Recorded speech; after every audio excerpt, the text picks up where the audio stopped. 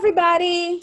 I am super happy to be able to bring you a BPP interview today. I get to hang out with my friend, and you guys get to hear a little bit of background info on Black Poly Pride 2019, and maybe even hear about some of the things we have planned for Black Poly Pride 2020. Hey, Vita. Hi, hello. Hi, we're recording this on Zoom, so hopefully you guys can hear us really well. Evita was one of the presenters at Black Poly Pride 2019, and we actually did a workshop together. Yes. So one of the things that I told her, I did warn her that I was going to tell her something that I had never told her before. For those of you who have not been tuning in to Poly Black History Month, which you should, you need to follow Black Poly Pride. We're at Black Poly Pride on Twitter and Instagram, and you can go to facebook.com/Black Poly Pride. You can catch up on the past 10 days of Poly Black History Facts. And today's Poly Black History Fact is actually about Evita and the Poly Love documentary that showcases her very first poly relationship. Mm-hmm. So that's, and so what don't think I've ever told you is that I saw that documentary maybe about a year before I met you. Really? Yes. And so, you know how when you realize that you're polyamorous and you start seeking community online, you start seeking media as well, right? Mm-hmm. Because, every 6 months or so, someone in Black and Poly finds Poly Love. And they start asking us about the documentary. And we're like, hey, she's a real person. We know her. She's here. I actually just went through this in a different group recently.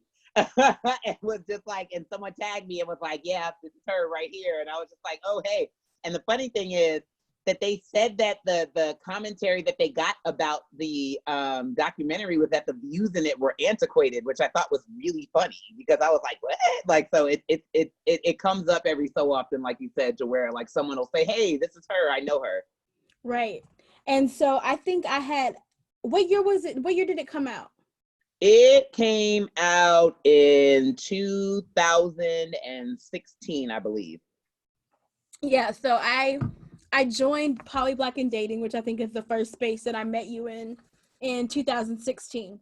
So I had seen it shortly after it came out.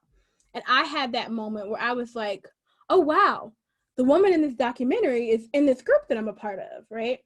And so it was just like, I was like, wow, what are the odds of that? I had no idea at the time how small the polyamorous Black world was, right? Like, it doesn't, you throw a stone and you meet somebody else that or that you've been connected to. There's like -1 degrees. Oh, hi, Kitty. There's like -1 degrees of separation in our community. Yeah. But I definitely was like, I saw so much of myself in the documentary because everyone's first polyamorous relationship, everyone's first triad experience, right, is probably very much like what's shown in Poly Love. I know that my first triad experience had a lot of emotional, like, roller coaster situations. Right. And then not only was it our first like triad experience, like it was our first like poly relationship in general. So like it was our first time like seeing each other with someone else, be in love with someone else, like what that looked like, what that felt like it was all of our first polyamorous relationship period. And so like I always tell people that people think triads are like poly 101, but they're actually like poly 301. Oh, absolutely. So, definitely poly 301. Right, exactly. And so to go into that completely green, like it was very challenging. Yeah. Yeah. You think that it's like, oh, it'll be easier because we're all in love together. It is not easier. Mm-hmm. It is so much more difficult to have to balance two people in one relationship than just kind of being on the outside of your spouse being in a relationship with someone else, because you can distance yourself from it if you need to. Right. And in a triad, there's no distance. Right. And I always tell people, like, if you've never even had the experience of like seeing what your partner is in love with someone else, and then having all of that happen in front of your face in real time, like it's a total shock to go from like never having that experience at all to like now it's happening, and it's all happening right there, and it's all happening right in your face. And unless you're just one of those like rare people that just naturally experiences compersion and you just like naturally enjoy watching your partner that way, it's a challenge. It's a big, huge challenge. It was definitely a major challenge for me. And I think that one of the things is that I think we're kind of like, as humans, conditioned to think that our partner is only like that with us. Right? Yes. We have that like narcissism that's like, I bring this out in them, instead of realizing that maybe this is just how my partner is. This is how they are when they're in love. And for me also, like, it was harder because like me and Kevin had been married for like 9 years, like when we met her. So like we hadn't been in NRE with each other in years, you know? So we were married, we had kids, like all of that stuff. And so watching him be in new love with somebody else while like being in old love with me was really, really, really hard. And then also what was hard for me was like realizing that all the things that I do for him, like someone else can do those things for him. Mm-hmm. And so like I would have these moments where like I would really like trip out if she even just did something small as like picked him up from the work, you know, or took his clothes to the cleaners, because I was like, these are things that I did. And up until that point, it's like, I know that somebody else can do those things for him, but you don't really think about that, you know? Right. And so now you have somebody else doing all these things for him that you are traditionally accustomed to doing. And it was very jarring to go like, oh my goodness, like what is my value to this person if someone else can do all of these other things for him that I do? I mean, now I know that my value to him comes from me, which is actually a lot more liberating, because that means I don't have to show up a certain way to like have security in my relationship, because I know my partners are choosing me because they're choosing me. But you know, making that shift, like I didn't have that knowledge at that time. And so I very much had security in the different things that I did for him. And so like watching someone else literally do everything that I could do for him was really, really hard. Right. And I think it's so funny how we define things as like, I know there are tasks and things I do for my husband that previously, like when we first got married, I defined as things that wives do for husbands, instead of thinking that, hey, maybe this is just how a woman in love with a man acts, right? And so by the process of like going through several triads that my husband was involved in, I have seen that some things are just how we behave and how I move when I'm in love, right? I remember the first time I fell in love with another man, I had to realize that I had that urge to do those same things I did for my husband. So it was like when you saw like when the shoe was on the other foot, it was like, oh my gosh, like it's not just the other person, it's me too. I'm like that too. Right. Yeah, definitely. I totally feel that. And I didn't really fully, you know, because we had a difficult relationship, she and I, and her and my husband got along really well. So I didn't really understand a lot of like why he showed up the way he did until I had really like my experience with like really being in love with someone. And then I was like, oh, okay, like I get it now. Like, right.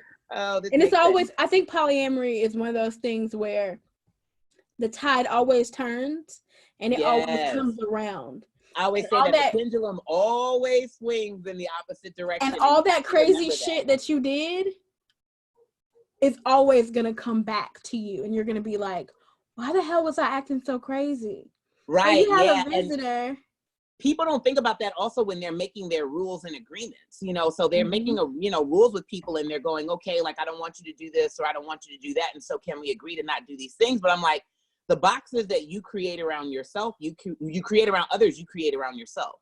So like when the pendulum swings the other way and now you're the one that wants to do these things. And now there's this rule in place that you can't do them.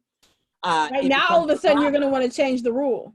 Right, exactly. So, like, you have to think about that. And in non-monogamy, like, I have to remind myself of that at different times when I'm in my feelings, because I've existed in the space where my husband had other partners and I didn't, and didn't know where my next partner was coming from.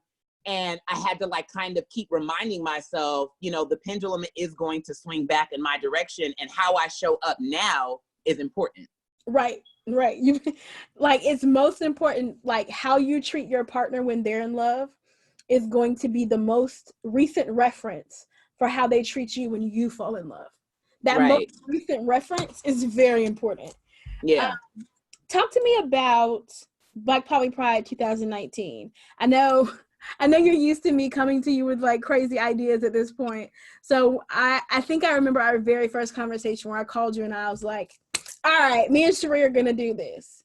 So like, what did you expect before you came? I wasn't really sure what to expect because at that point I think I had only done like Poly Dallas Millennium as a conference, and then I had only attended social events. So I had done like maybe like 2 Polyweens at that point. I think I had went to one Pomsey prom. And so like I had been to a couple of conferences. I think I went to that one and then the conference in Portland but at that point. And I had been to social events, but I had like never been to an event that like merged those two things. Like, I mean, and definitely PDM had a couple of social gatherings, but they were still kind of workshop oriented.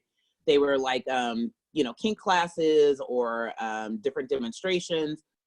And so I wasn't really entirely sure like what to expect. I was just really excited to like get a chance to see my friends because I live all the way out here in San Diego. Right. And our Black polyamorous community out here is like nil. So we have a very bad, like I tell people all the time, I say I can literally tell you every Black polyamorous person in San Diego, like I can like name them off because like that's how little there are Right. that I'm aware of anyway. And so I was really excited just to get the opportunity to kind of commune with all these people that I commune with online, but I Right. don't get to like interact with in real time, and also get together and discuss our struggles, discuss the different innovations that we've come up with in our own poly lives and like how we've grown and share Right. those things in a language that we understood and from like a cultural reference point Right. that we Not having all to explain understand. certain things about like being Black and just Right. being able to talk about it without having to like insert I'm Black and this is how this works in our culture. Right. Or like even having to, because I spend a lot of time, you know, the different things that I've gone to polyamorous here, the community here is very white. So like I spend a lot of time having to translate the things that they say to go, well, how does that apply to me as a Black person? Like, you know, Right. how does that apply to my experience? How does that apply to how I move? And being in an environment where like it's just the language, you know, and it's you know, we all have a shared cultural frame of reference. Is very, very affirming. I remember, you know, my first Black poly event, it wasn't Black Poly Pride, but you know, my first Black poly event, and feeling so affirmed because I was just like, there's this huge group of like Black polyamorous people. And it was so moving for me because like I said, I come from San Diego. Was that the And Poly where we met the first time? yeah, it was a Polyween where we met. So the very, Okay. very first Polyween was mine. And I mean, to be in a room with 150 Black people and all of them were polyamorous was Right. like, wow for And me. just Because, kind of welcome arms, right? It was like right, Vita, yeah, Vita, because coming Vita from everywhere. San Diego, I'm usually the only Black face in the room. There might be 1 or 2 people, you know, and I, to the point where I have times where I just check out of going to community events, you know, in my community because I get tired of being the only Black face in the room. I mean, it's just real. That can be extremely isolating. It can be extremely isolating because sometimes you feel like you're not going to find people that you connect to. You also find yourself in ways where, and Kevin Patterson actually talks about this in his book, where you get tokenized in these very weird ways. And you're like, hey, like, I'm just trying to be here and not be the only Black person in the room. Right. But I don't want to talk about diversity. I just want to talk about polyamory, right? Right. Yeah. Like, I just want to talk about polyamory, or like, I don't want to deal with white people being performative about me being there. You know, right. So it's just very strange. And so I take breaks where I'm just like, okay, like I'm tired of this, like being my experience. So going to events where everybody in the room is a person of color, or most of the people are, not even everybody, because Black Poly Pride is open to all races. Like we want all kinds of people to come to this event. We just so that we they just can don't want to learn be the in the cultural minority experience of being Black and polyamorous. But where predominantly all the faces in the room, or most of the faces in the room, are people of color, and specifically Black people, it's very, very moving. Right. And it's funny because so nobody, I don't know, we haven't even talked about this a lot. I know we haven't talked about it publicly, but when you were on your way to Black Poly Pride, It was the Thursday. It was maybe like 3 hours before registration was supposed to start. You were supposed to be getting on a plane in a couple of hours, and you called me and you were like, "Oh my God, Chaneé, my plane got canceled." Yeah, my flight got And canceled. I'm like, "Oh no, like what are we gonna do? You have to be here. We have all these plans." And so I'm frantically like I'm in the car running errands with my co-founder and a couple of my friends, and I'm like, "How do we get this done? How do we get her here?" So I remember you hopped up and you were like, "Okay, I'm leaving work early. I'm just gonna go to the airport and see if I can get on a plane." Oh, And that is right. Now because I was like, how did we figure that out? That is exactly what happened. I left work. They canceled my flight, and they weren't saying that they were going to do anything until the following day. And I was like, no, like I need to be there today. So that's right. I left work early and went to the ticket counter and was like, hey, can y'all help me out here? And they put me on a plane. You are absolutely right. That is and so exactly you what actually happened. ended up getting there earlier than we had scheduled for you to get there. So you got to come to the party on Thursday night that you weren't gonna miss. That's right. I did end up hopping. Yeah, I remember that now. I was like, let me just leave and go to the airport and like talk to them and see if they can do something for me. And they did. Listen, that was just everything like falling into place for me. That was my last like major crisis. Yeah. before the conference started. So what was it like when you got there? Talk to me and tell me what your experience was like. First of all, it was amazing to see all of my friends and get to commune with them and vibe with them and just show up together and support the event, and be there. That I really, really looked forward to. The presenters were so dynamic, and it was so great to see so many presenters of color that were so knowledgeable about the topic, that knew what they were talking about, that presented thought-provoking ideas, and just the discussions that we had were I enjoyed that kind of stuff. So I enjoy getting together and talking about the ways in which we can improve as people, the ways in which we can improve our community as polyamorous people. And so getting together with other like-minded people that's their passion too was very affirming. And our conversations, the social events were bomb. So the bar crawl was so much fun. Like I had a ball. Like I have the cutest pictures of us at the bar crawl. Right. I had such a ball at the bar crawl. Like I really, actually, that was the very first bar crawl I've ever done. Okay, yeah, that was. Yes, I'd never done a bar crawl before, and so we all dressed up, and so that was a lot of fun. The bar crawl was a lot of fun.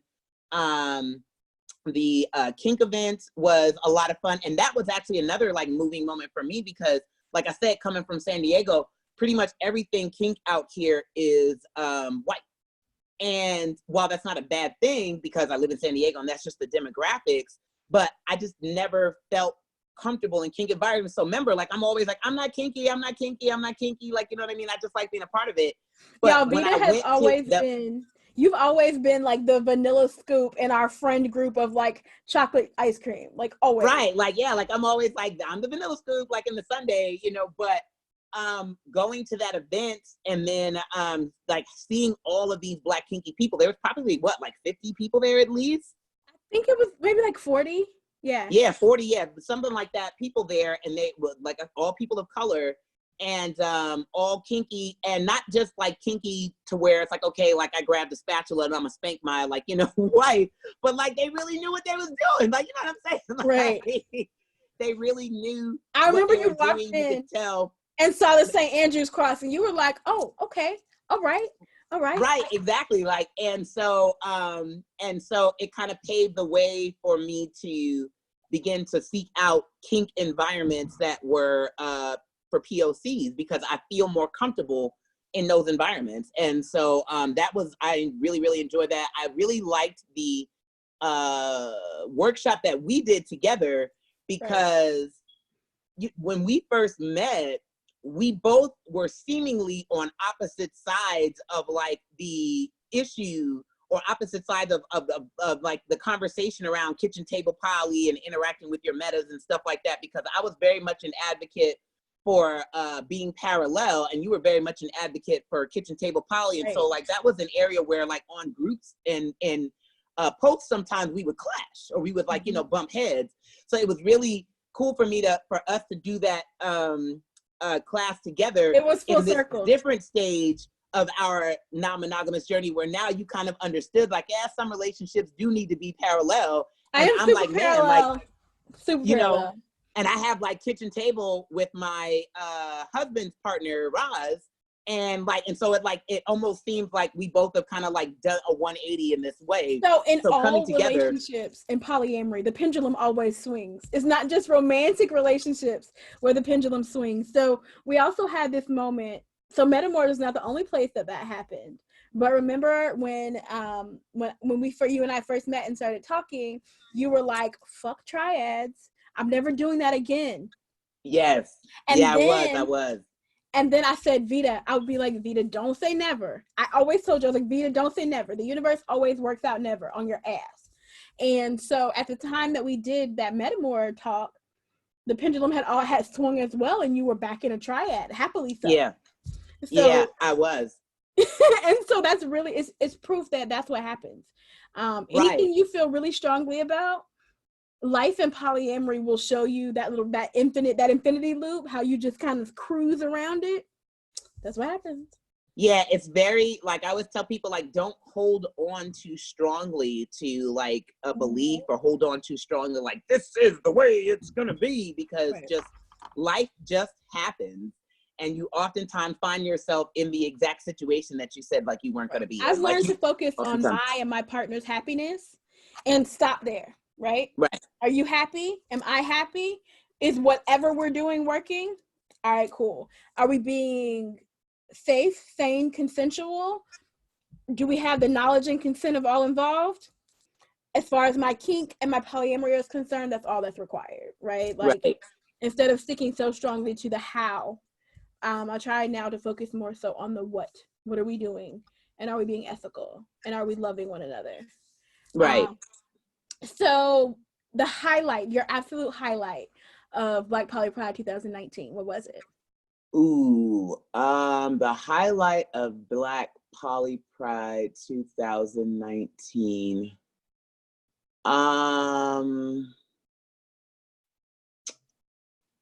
You know what? The highlight for me, I think, was the men's panel. Okay. Because we don't get a lot of Black male voices. Like Kevin Patterson's like pretty much like the main one, like, you know. Right. If it's not KP, then it's a woman. What'd you say? It's either KP or a woman. Right. Yeah, exactly. So like seeing all of those men like sitting there and like talk about their polyamorous experience, and not to even just talk about their polyamorous experience, but be vulnerable, you know, and talk about the emotions that they have in it, talk about their struggles. That was like probably the highlight to me, because I was like, yes, like we need more male voices. We need more male voices to encourage other men to talk about their emotions in this, encourage other men to step outside of their like patriarchal boxes in their minds, and begin to like rise up to seeing their woman partners as equals. And equal to have the same experiences in life and love as they are, you know? And so I really, really appreciated having like a whole ass panel of men sitting there talking about and a whole panel of Black men sitting there talking about their polyamorous experiences. Like, I really, like, that was probably the highlight for me, where I was just like, yes, I'm really excited about that, because you don't often see that, because even in our groups, the loudest voices are usually the women. And then the men that do talk are usually like bopping on some stuff I can't rock with. So like, so it was really good to see men who espouse polyamorous principles that I agree with, and being open and honest about that, and talking about that, and talking about how they got to that place and how they struggle being in that place. Like, I really appreciated that. Yes, that was like a real treat for me. I was really excited that panel came together the way that it was. And looking forward to Black Poly Pride 2020, we will have a panel on masculinity, and it's going to be even better this year than it was. We've been having talks with the people, the panelists, and with the moderators, and that's going to be a really dope panel this year as well. What are you most looking forward to about BPP 2020? Probably mostly just getting to see my friends again. I do feel super isolated over here in California. I be seeing y'all little pictures up, you know, because I'm so far away. Right, hopefully we'll get to see each other before Black Poly Pride, but if not, it's like I get to see you. Like, I know I'll get to see you in June and in July, right? So June for Black Right. Poly Pride and July for PDM. So, like, once Right, a like year getting at to least. commune with my friends, and also just getting to see how much growth we all have done Right. through the time, and seeing the diversity of topics. I'm looking forward. I'm looking forward to bringing it to a new city, and Right. like getting the energy of that place. And so I'm glad that it like moves, because like, I feel like that definitely increases the accessibility of it. And Right. actually I've already have a friend who was like, hey, if you're not going with any of your partners, like I'd love to go with you, because their family is from DC. And so they were like, my family's from Awesome. DC, so it would give me an opportunity to see my family. It would give me an opportunity to spend the weekend with you. And I was like, yes, like absolutely, Let's like do come it. with me. But also I'm excited for people in different areas, especially newer people to non-monogamy that may not have the opportunity to attend a conference because there's nothing nearby them, or definitely like won't have an opportunity to attend, like a conference like PDM, because which has, centers voices of color, but is in Dallas. Like I'm Right. excited for people in the DMV area and just close by areas to get an opportunity to come to an event that celebrates how we do polyamory as Black people, Right. because we do it. It is different. It is different. It's not better or worse. It's just different. It's just different. And I'm excited that we're going to DC because and like you talked about the accessibility. So we chose DC mainly because of accessibility, because all up and down the Eastern Seaboard, if you're in New York, you can get to DC in 4 hours. Philadelphia, you're 2 hours away. If you're in like North or South Carolina, that's like a 4 to 6 hour drive. So it really makes it so that more people will be able to attend. I know a lot of people were like, oh my God, if you weren't in Dallas, I would so come. So I'm really looking forward to meeting new people, and like every Right. year and in every city, picking up more people who believe in what we're doing and who are excited about it. And And that's I'm looking. actually one of my favorite parts of like going around to different places and doing these conferences, is just seeing the non-monogamous community in different areas, because they're all unique. Right. So like the conference that I went to in Portland, I was like, wow, like this is a whole community of people, that are non-monogamous, and this is how they're doing it here, and this is how they're doing it here, and this is what it looks like here. And so I like getting an opportunity to interact with the non-monogamous community in, multiple places, Right. because there are a lot of commonalities and similarities, but there are also a lot of things that are unique to the individual communities. Absolutely. And we are like super excited to be in DC. So for those of you who this may be your first introduction to Black Poly Pride, Black Poly Pride is in Washington, DC, June 4th through the 7th. And you can find more information by following our social media at Black Poly Pride, or you can go to www.blackpolypride.com. Vita, last question. If you had to use one word to describe your experience at BPP 2019, what word would you use? Fulfilling. Fulfilling. I like that. I like that. It was very fulfilling. That was one of the questions that we asked in the survey, and the answers that we got back were just like really, really awesome. So thank you for taking the time to talk to me. And if anyone has any questions about Black Poly Pride, you can feel free to hit me or Vita up. Yes. Bye, y'all. Bye. All right, hold on.